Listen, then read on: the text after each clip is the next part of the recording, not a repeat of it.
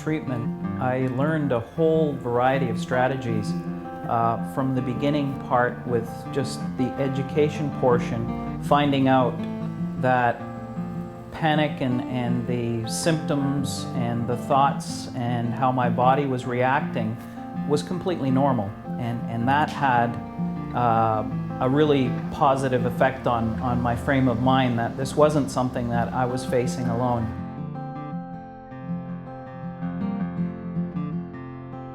We also learned how to do relaxed breathing and relaxation techniques, and I use those still every day. Breathing through your abdomen instead of through your chest helped me a lot. I do it all the time now. I only breathe through my stomach. We went into different relaxation techniques, full muscle relaxations. There's muscle relaxation techniques that I could do at home. I learned some quick techniques so that I could actually do this without anybody wondering what I was up to.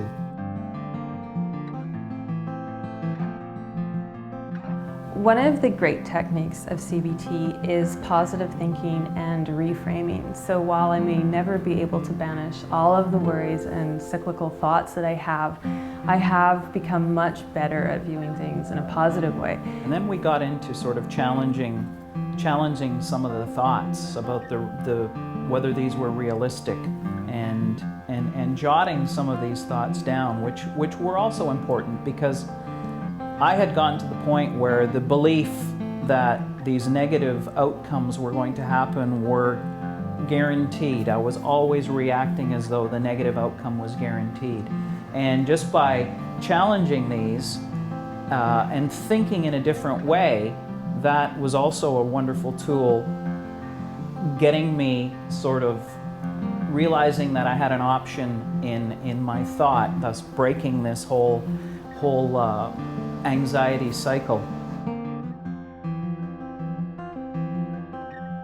The next phase of the treatment was exposure therapy, where I would actually list a number of different goals, different anxiety-provoking situations where we could look at it with the therapist and make some decisions on strategically breaking it up so that it would be in manageable stages, where we would bring on some anxiety, but I would stay in the situation long enough for the anxiety to peak and then to subside again.